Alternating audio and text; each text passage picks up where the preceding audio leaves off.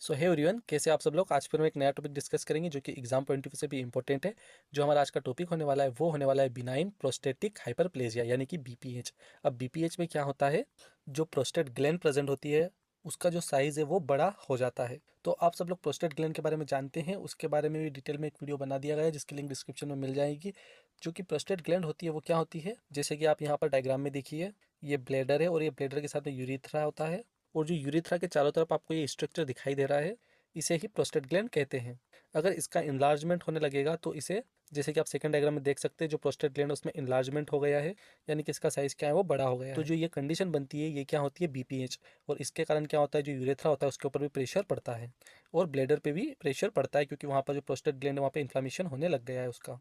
जो बीपीएच है वो दो चीज़ों को अफेक्ट करेगी, लाइक ग्लैंडुलर एपिथेलियम उसे भी अफेक्ट करेगी और साथ ही साथ जो कनेक्टिव टिश्यू स्ट्रोमा होता है उसे भी अफेक्ट करेगी। ठीक है, आया समझ में क्या होता है बीपीएच। अब इसकी हम इटियोलॉजी की अगर बात करें तो ये अननोन होती है, लेकिन हम ये बोल सकते हैं कि इन्वॉल्नटरी हाइपोप्लेजिया देखने को यहाँ पर मिलता है। अब ये क्यों देखने को मिलता है, क्योंकि जो हमारी बॉडी के अंदर हॉर्मोन्स होते हैं, टेस्ट्रोजन एंड एस्ट्रोजन, तो उन दोनों हॉर्मोन्स के अंदर क्या हो सकता है, इम्बेलेंसमेंट हो सकता है दोनों का। तो एक ये कंडीशन होती है जिसके कारण ये देखने को मिलती है। बेसिकली होता क्या है, एज के साथ साथ टेस्ट्रोजन की जो लेवल होती है वो बॉडी में घटने लगती है, लेकिन एस्ट्रोजन का जो लेवल होता है वो उस लेवल में नहीं होता है। इस कारण से क्या होता है, जो हार्मोन्स होते हैं उनका इम्बेलेंसमेंट वहाँ पर हो जाता है, जिस कारण से ये जो प्रॉब्लम है ये ज़्यादा ओवर एज यानी कि जो ओल्ड एज होती है उसमें दिखाई देती है। 50 ईयर्स के बाद में ज़्यादा मात्रा में ये जो प्रॉब्लम है वो दिखाई देती है एज़ कम्पेयर टू यंगेस्ट। चलिए अब बात कर लेते हैं जो बीपीएच होता है वो अराइज कहाँ से होता है। तो अभी हमने डिस्कस करा जो प्रोस्टेट ग्लैंड होती है वो कहाँ पर प्रेजेंट होती है, यूरिथ्रा के चारों ओर। इसी कारण से कहाँ पर दिखाई देगा, जो पेरी यूरिथ्रल ट्रांजेक्शनल होता है। ठीक है, क्योंकि ये यूरिथ्रा के चारों ओर था, इसीलिए पेरी यूरिथ्रल ट्रांजेक्शनल जोन के। और जो सबम्यूकोजल ग्लैंड होती है ये वहाँ से अराइज होता है। और इन सब के साथ साथ इसमें और क्या इन्वॉल्व होता है, स्ट्रोमल प्रोलिफरेशन भी देखने को मिलेगा, इन सब के साथ साथ एडिनोसिस भी देखने को मिलेगा वहाँ पर। अब आप लोगों के मन में डाउट आ रहा होगा कि प्रोलिफरेशन का क्या मतलब होता है, यानी कि किसी भी ऑर्गन्स की अगर साइज में उनकी साइज़ बढ़ना या फिर नंबर ऑफ सेल्स वहाँ पर बढ़ने लगती है तो उसे हम प्रोलिफरेशन कहते हैं। और एडिनोसिस का मतलब क्या होता है, जो ग्लैंड्स होती है उनके अंदर एबनॉर्मलिटीज़ आना, एबनॉर्मल चेंजेस हो जाना, तो उन्हें एडिनोसिस कहा जाता है। बेसिकली जो प्रोस्टेट होती है उसके 5 लोब होते हैं। पहला होता है anterior lobe, posterior lobe, medial lobe और 2 लेटरल लोब। तो यहाँ पर जो बीपीएच उसमें कौन कौन इन्वॉल्व होते हैं, एक तो मीडियल लोब और दोनों लेटरल लोब, उन दोनों का यहाँ पर इन्वॉल्वमेंट होता है। अगर इनके हम क्लिनिकल फीचर्स की बात करें तो यहाँ पर हमें सबसे पहले देखने को मिलेगा frequency, urgency and hesitation. Hesitation जिसे हेजिटेंसी कहते हैं। तो आप ये चीज़ अच्छे से याद रखना। जैसे फ्रीक्वेंसी का मतलब यहाँ पर ये होता है, फ्रीक्वेंसी का मतलब कि जो पेशेंट वो बार बार यूरिन आउटपुट करेगा, यानी कि उसकी इच्छा होगी बार बार यूरिन को पास करने की, उसे थोड़ी थोड़ी देर में रुक रुक कर यूरिन आएगा। और ये डे में फ्रीक्वेंसी कम होती है लेकिन नाइट में फ्रीक्वेंसी ज़्यादा होती है। और ये कंडीशन कब बनेगी, यूरिटाइटिस के टाइम पर। सेकेंड चीज़ आती है हमारी अर्जेंसी। अर्जेंसी मतलब क्या होता है, यहाँ पर जो प्रोस्टेट ग्लैंड है उसका इन्लार्जमेंट हो गया, उसका साइज बढ़ गया है, जिसके कारण जो यूरिथ्रा का इंटरनल स्पिंक्टर होता है वो स्ट्रेच होने लगता है या फिर पार्शियली ओपन रह जाता है। उसके कारण पेशेंट को क्या होती है, अर्जेंसी देखने को मिलती है। अब अर्जेंसी का मतलब आसान शब्दों में समझे तो इसका मतलब होता है पेशेंट को बहुत ज़्यादा मात्रा में क्या होती है, उसकी इच्छा होती है यूरिन को पास करने की, वो भी अचानक से एकदम उसका मन होता है यूरिन पास करने का। अब थर्ड नंबर पे आता है हेजिटेंसी। हेजिटेंसी मतलब क्या होता है, ये आमतौर पर इन्फेक्शंस के कारण होती है। इसमें क्या होता है, बेसिकली जो पेशेंट का यूरिन का स्टार्ट होता है वो मुश्किल होता है। ठीक है, तो ये हो जाता है हेजिटेंसी। इसके अलावा हीमेचूरिया देखने को मिल सकता है। अब हीमेचूरिया मतलब क्या होता है, यूरिन के साथ साथ ब्लड का भी आना, तो इस कंडीशन में हीमेचूरिया भी देखने को मिल सकता है। ये क्यों होता है, जो प्रोस्टेट ग्लैंड है उसका यहाँ पर इन्लार्जमेंट हो रहा है तो उसके कारण ये देखने को मिलेगा।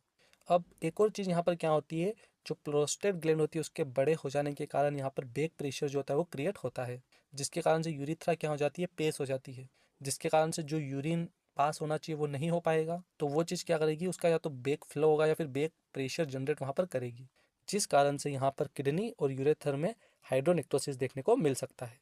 नेक्स्ट आता है रीनल फेलियर। अगर सीवियर ऑब्स्ट्रक्शन है वहाँ पर, अगर लंबे समय तक यूरिन पास नहीं हो पाता है तो इस कंडीशन में रीनल फेलियर भी देखने को मिल सकता है। स्टोन की फॉर्मेशन भी हो सकती है ड्यू टू इम्पेयर्ड ब्लैडर इम्पेटिंग। देखो बेसिकली हमारी किडनी का काम क्या होता है, यूरिन को, जो भी वेस्ट होता है यूरिन के अंदर उसको सारे को फिल्टर करके यूरिन के थ्रू से फ्लश आउट कर देना।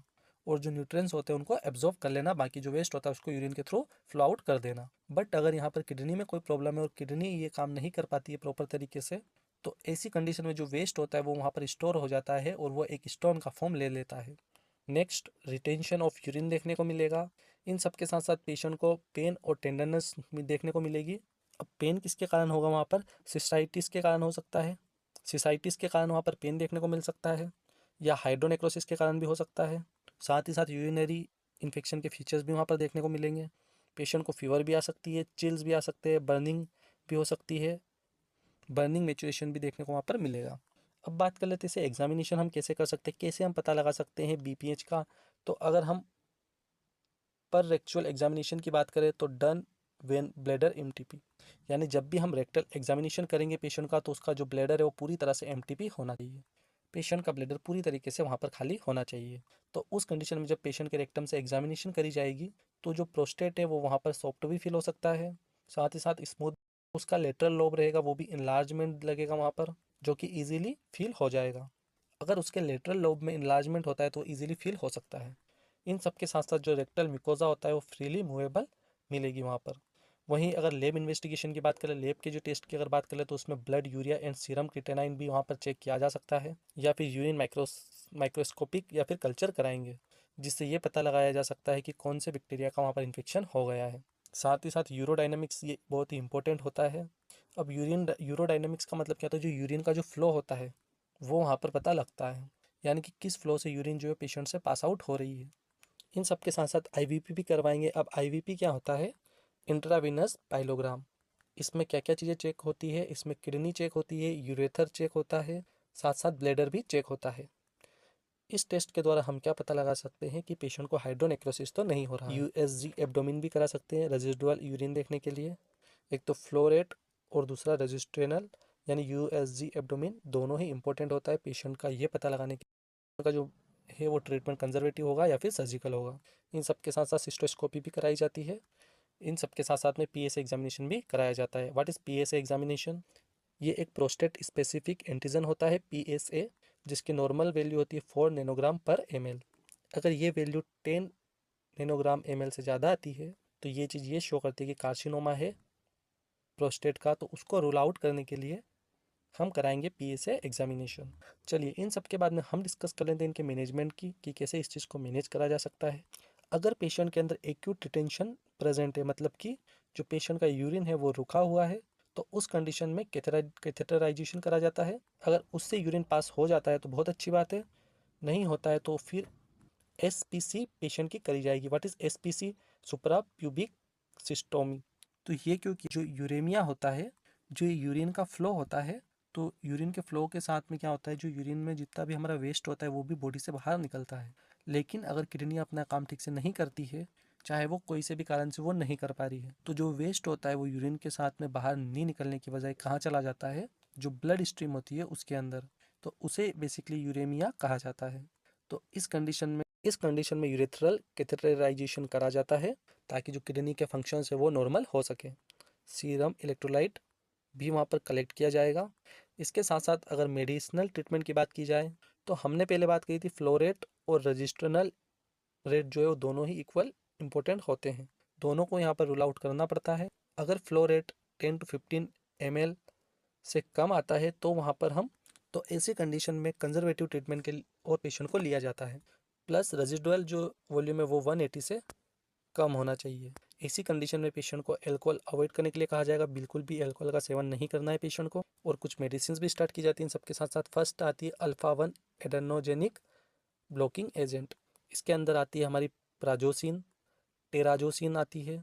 इस टाइप्स की कुछ और मेडिसिन भी आती है। ये मेडिसिन क्या करती है, जो यूरिन का फ्लो रेट होता है उसको सुधारती है। सेकेंड आती है 5 अल्फा रिडक्टेस इनहिबिटर। ये क्या करता है, जो टेस्ट्रोजन हार्मोन होता है जो कि जो डाईहाइड्रो टेस्ट्रोजन में कन्वर्ट हो रहा था उसे ये ब्लॉक कर देता है। अब अगर यहाँ पर इसका कन्वर्जन नहीं होगा तो वो चीज़ रिटर्न नॉर्मल हो जाएगी, इसलिए इसे दिया जाता है। लेकिन कभी भी ऑब्स्ट्रक्टिव यूरोपैथी के केस में 5 अल्फा रिडक्टेस इनहिबिटर्स नहीं देने हैं। सेकेंड, जो कार्सिनोमा प्रोस्टेट का केस होता है उसमें भी ये नहीं देने हैं। ये चीज़ बहुत ही इंपॉर्टेंट याद रखने लायक है। अगर अब हम इसकी सर्जिकली बात करें तो इसके लिए इंडिकेशंस आते हैं। अगर पेशेंट को फ्रीक्वेंसी है, अर्जेंसी है, साथ साथ डिसयूरिया भी है, तो इन तीनों कंडीशन में आपके डॉक्टर सर्जिकली जा सकते हैं। वहीं रेजिडुअल वॉल्यूम भी 200 ml से ज़्यादा है तो भी जाया जा सकता है। जो फ्लो रेट है वो 10 ml पर सेकेंड से कम आता है। सीयर कॉम्प्लिकेशंस हो रहा है लाइक हिमेचूरिया, हाइड्रोनेफ्रोसिस हो रहा है, या फिर हाइड्रोयूरेथर हो रहा है, या फिर हाइड्रोयूरेटर देखने को मिल रहा है। वहीं यूरिन का ज़्यादा मात्रा में रिटेंशन हो रहा है, स्टोन की फॉर्मेशन होने लगी है, या फिर बार बार इन्फेक्शन हो रहा है, मतलब कि रिकरेंट इन्फेक्शन। थोड़ी देर सही होएगा और फिर से इन्फेक्शन हो जाएगा, फिर ट्रीटमेंट लिया, मेडिकेशन ली, फिर सही हुआ और फिर मेडिकेशन बंद करी, फिर से इन्फेक्शन हो गया। अगर ये कंडीशन हो रही है तो भी ये इंडिकेशन मिलते हैं सर्जिकल जाने के लिए। अब सर्जिकली सबसे ज़्यादा जो होता है वो क्या होता है, trans urethral resection of prostate, यानी TURP। ये बहुत ही कॉमन सर्जिकल ट्रीटमेंट होता है। अब ट्रांस यूरेथ्रल का मतलब होता है जो यूरेथ्रा होता है उससे हमें, जो डॉक्टर्स होते हैं वो यूरेथ्रा के थ्रू जो इंस्ट्रूमेंट होता है उसको इंसर्ट करते हैं। जैसे कि आप डायग्राम में देख पा रहे हैं, इसी तरह से डॉक्टर्स जो है यूरेथ्रा को डालते हैं, जो कि पूरे प्रोस्टेट ग्लैंड को काट करके बाहर निकाल लेते हैं यूरेथ्रा के थ्रू। सेकेंड सर्जिकल ट्रीटमेंट आता है सुपरा प्यूबिक ट्रांस वेसिकल प्रोस्टेक्टोमी। इसमें आपके डॉक्टर्स एब्डोमिनल इंसिजन के थ्रू प्रोस्टेट को बाहर निकालते हैं। थर्ड नंबर पे आता है लेज़र ट्रीटमेंट। सो ये हमारा आज का वीडियो था BPH के ऊपर। हमने सारी चीज़ अच्छे से डिस्कस की।